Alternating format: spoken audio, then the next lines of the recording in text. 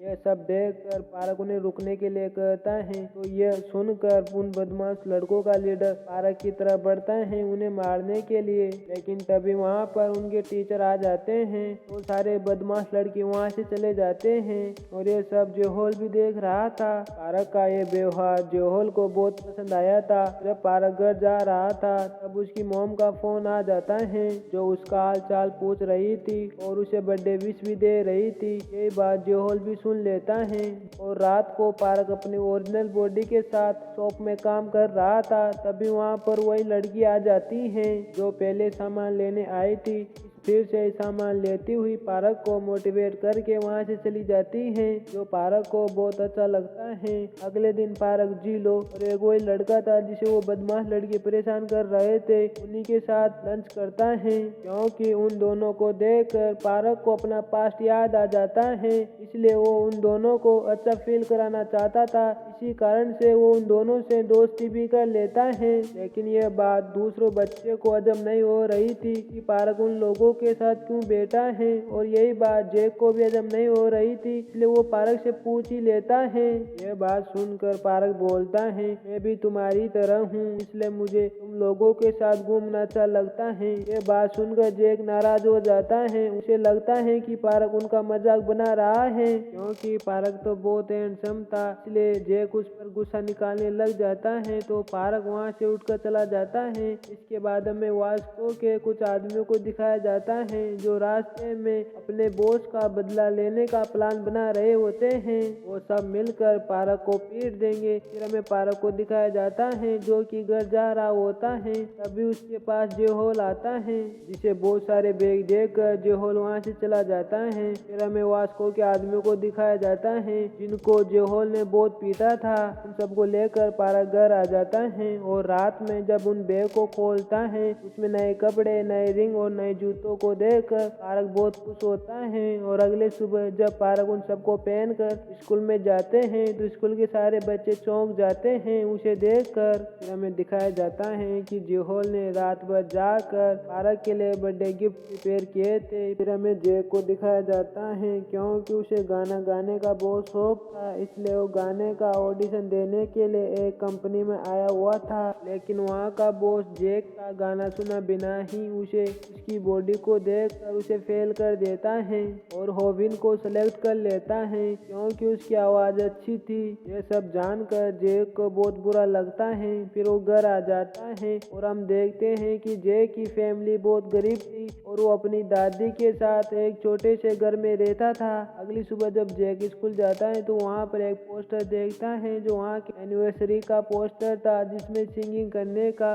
एक पार्ट था। तभी उसके पास पारक आ जाता है क्योंकि पारक उससे बात करना चाहता था, लेकिन जैक उससे बात नहीं करता है। उसे लगता है कि पारक उसका फायदा उठाने की कोशिश कर रहा है। फिर रात को जैक अपनी दादी के ठेले पर जाता है, लेकिन तभी वहाँ पर होबिन आ जाता है। जैक की दादी को लगता है कि ये जैक के दोस्त हैं, इसलिए वो उनको खाना ऑफर करती हैं, लेकिन होबिन उनका सारा ही खाना चट कर देता है।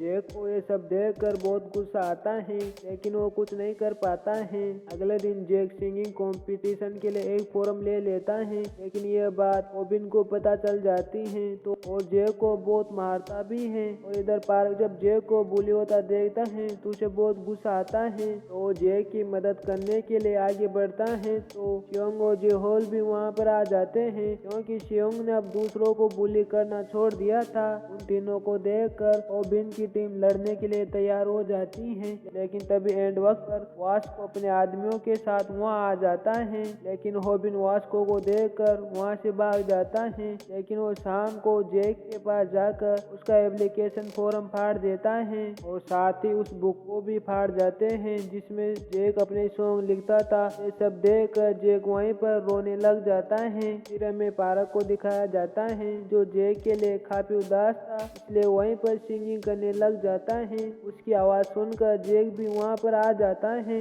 जैक पारक की आवाज सुनकर पारक से बोलता है, क्या तुम मेरे साथ सिंगिंग कंपटीशन में हिस्सा लोगे? तो पारक हिचकिचाने लग जाता है, लेकिन जैक के बार बार मनाने पर वो हाँ कर देता देता है। इसके बाद दोनों ही जैक के घर पर आ जाता है, जहाँ पर जैक को लग रहा था कि पारक एक अमीर फैमिली से बिलोंग करता है, इसलिए वो जल्दबाजी में अपने घर को साफ करने लग जाता है। लेकिन पारक भी जैक के साथ उनके घर को साफ करने लग जाता है। इसके बाद जैक पारक को अपनी बनाई हुई मेलोडी सुनाने लग जाता है। इसे सुनकर पारक सोच में पड़ जाता है और कहता है, जब मेरे पास हैंडसम बॉडी नहीं थी तब मैं अपनी मोम पर गुस्सा करता था और मैं अपनी जिंदगी की सारी प्रॉब्लम अपनी मोम को मानता था। लेकिन जैक ऐसा नहीं है, वो अपना फ्यूचर बनाना चाहता है।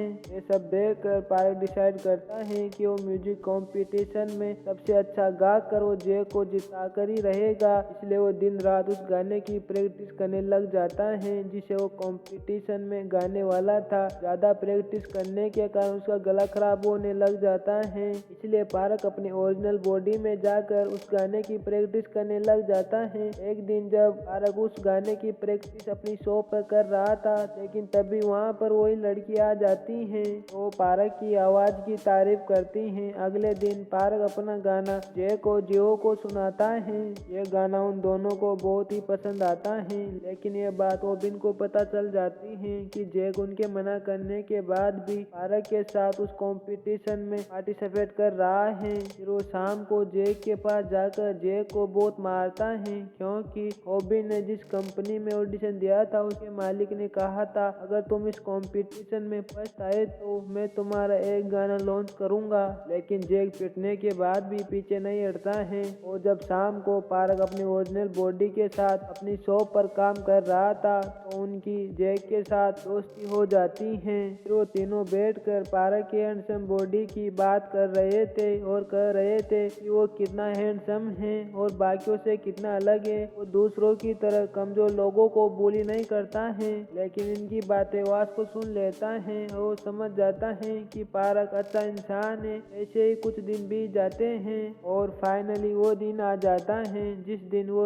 कंपटीशन होने वाला था। वहाँ पर कई सारे लोग अपने अपने स्किल दिखा रहे थे, जहाँ पर फिर हमें सियोंग को दिखाया जाता है जो बॉक्सिंग में जीत चुका था। फिर हमें वास्को को दिखाया जाता है जिसे पंजा लड़ाने में कोई भी नहीं हरा पा रहा था। लेकिन तभी पारक की नजर उस लड़की पर जाती है जो उसकी शॉप पर हर दिन सामान खरीदने आया करती थी और वो मोटे पारक से बहुत अच्छे से बात भी करती थी। इसलिए पारक उससे बात करने के लिए उसके पीछे भागता है, लेकिन ये बात उनके साथ चलने वाले बंदे को अच्छी नहीं लगती है, इसलिए वो पारक पर एक पंच मारता है। लेकिन तभी वहाँ पर वास्को आ जाता है जो उस बंदे से बोलता है कि पारक मेरा दोस्त है, उसे हर्ट करने से पहले तुझे मुझसे फाइट करनी होगी। ये सुनकर वो बंदा वास्को पर पंच मारता है, जिसके कारण से वास्को की नाक से खून निकलने लग जाता है, लेकिन वास्को उस जगह से 1 इंच भी नहीं हिलता है। फिर वो लड़की बीच में बोलती है और अपने दोस्त को शांत कराती है और पारक से सॉरी बोलकर वो वहाँ से निकल जाती है। उनके निकलने के बाद पारक और वास्को एक जगह पर बैठकर बात करने लग जाते हैं,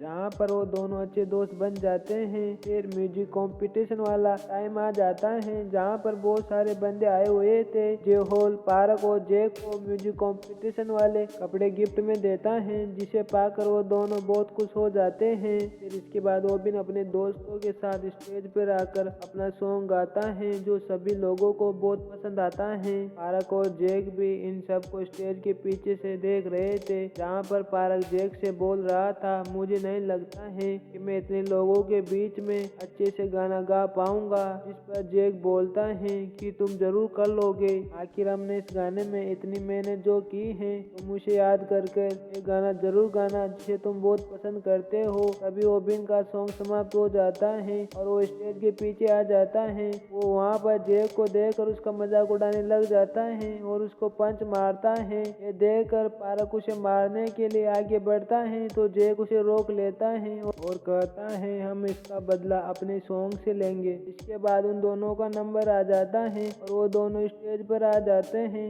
लेकिन पारक इतने सारे लोगों के बीच में नर्वस हो जाता है और वो कुछ नहीं गा पाता है। ये सब देखकर वहाँ बैठे हुए लोग हंसने लग जाते हैं। तभी जैक गाना गाने लग जाता है, लेकिन तभी पारक भी थोड़ा मोटिवेट होता है और अपनी मॉम को याद कर कर वो भी गाना गाने लग जाता है। फिर वो दोनों साथ में ही गाना गाने लग जाते हैं। उन दोनों को सारी ऑडियंस चुपचाप बैठ कर सुन रही होती है, लेकिन जैसे ही उनका गाना समाप्त होता है तो वहाँ बैठी हुई सारी ऑडियंस ताली बजाने लग जाती है। साथ ही में वो जय की भी तारीफ करते हैं, जिसे सुनकर जय को बहुत अच्छा लगता है। लेकिन तभी वहाँ पर वो बॉस आ जाता है जिसने जय को ऑडिशन से निकाल दिया था। वो बॉस पारक के पास आ जाता है और उसे अपनी टीम में ज्वाइन होने के लिए कहता है और साथ ही उसे मोटी रकम भी देता है। और जय को उसकी लुक की वजह से अपनी टीम में शामिल करने से मना कर देता है, इसलिए पारक भी उस ऑफर को ठुकरा देता है। और शाम को